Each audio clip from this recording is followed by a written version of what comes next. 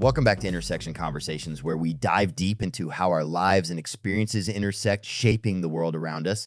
I'm your host, Jason, and today in episode 5, we're unraveling a complex topic: primacy. When driven by primacy, sharing resources and opportunities can sometimes feel like oppression or discrimination. So how do we overcome these negative feelings, especially in the workplace?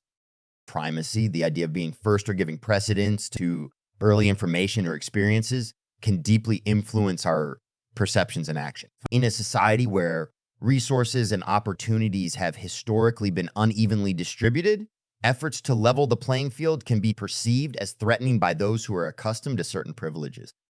It's like this, imagine you've always been the only person in a room and had 2 slices of a pie. Suddenly there are more people added to the room. You think you're going to be asked to share one of those slices with someone else because there are more people in the room. Even though it might seem fair, it might also feel like a loss because you're used to having more. Little did you know the new folks in the room don't even like pie and they brought their own food. This feeling is not just about the pie or resources, but about adjusting to a new norm where equality and access is the goal. Let's consider a workplace scenario that illustrates the concept of primacy and how the expansion of opportunities can initially feel like oppression or discrimination to some, along with strategies to address these feelings. Introduction of a new diversity hiring initiative. Yeah. A tech company, Tech Forward, has historically had a predominantly white male workforce. In an effort to address this imbalance with its emerging markets and promote diversity, the company introduces a new hiring initiative aimed at increasing the representation of women and underrepresented minorities in its workforce. Edge situation. John, a longtime employee at Tech Forward, has seen the company grow and evolve. He's used to the company's traditional hiring practices and feels proud of the merit-based system that he believes the company has always upheld. When the new diversity initiative is announced, John feels uneasy. He perceives it as a threat to his and his colleagues' chances of promotion and growth within the company. He expresses his concern, stating, "It feels like we're now being overlooked despite our years of hard work and dedication." The company's response: 1. Education and awareness session. Tech Forward organizes workshops that explain the importance of diversity and inclusion in the workplace. These sessions cover topics like unconscious bias, the benefits of a diverse workforce, and the historical context of inequality in the tech industry. Transparent communication.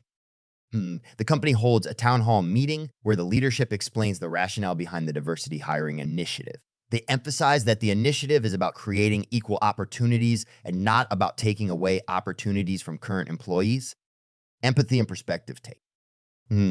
Tech Forward encourages open discussions where employees can voice their concerns and fears. They facilitate empathy-building activities where employees, including John, hear stories from their colleagues who have faced barriers in their careers due to their gender or racial background.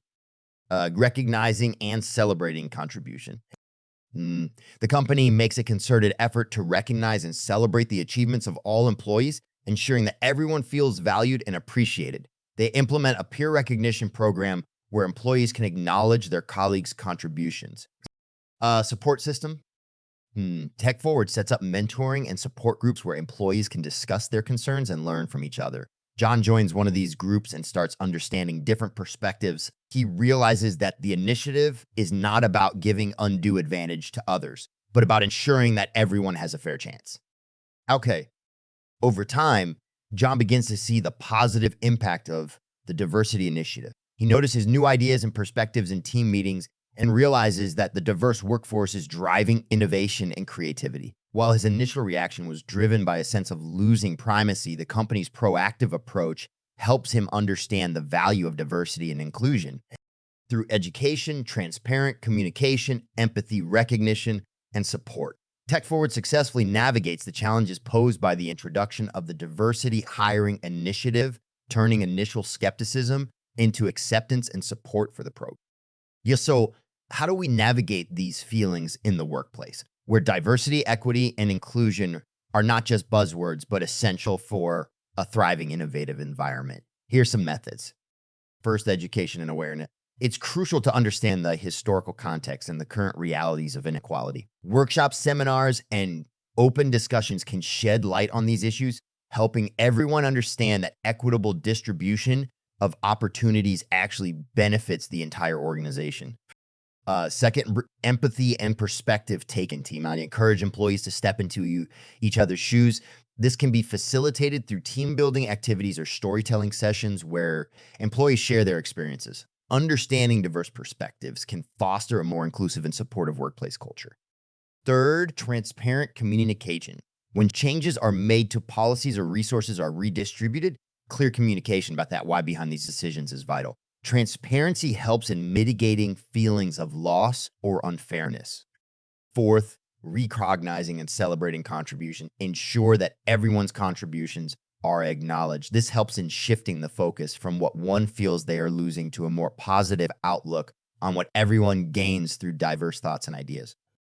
And lastly, support system. Provide support for those who feel challenged by these changes. This could be through mentorship programs, counseling, or peer support groups. It's important to create a safe space where feelings can be expressed and addressed constructively. Jason, in conclusion, while the feelings of loss or threat when sharing resources and opportunities are real and valid, it's crucial to understand the bigger picture. The pie is not getting smaller. We're just learning to share it better, ensuring everyone gets a slice. And remember, a diverse, equitable, and inclusive workplace isn't just morally right. It's also a bedrock for creativity, innovation, and success. Thank you for tuning into this episode of Intersection Conversations. If you appreciate our approach diving into the roots of personal bias and other social reform topics with intellectual rigor and empathy, make sure to subscribe for future series released every month. And please subscribe and share so we can continue to empower you to use as your voice. See you in our next series as we continue conversations equipping you with tools to challenge patterns that are enabling oppression through unconscious bias and prejudice. I'm Jason, and I hope today's discussion sparks further conversation and action in your own workplaces and communities. Until next time, let's keep learning, sharing, and growing together.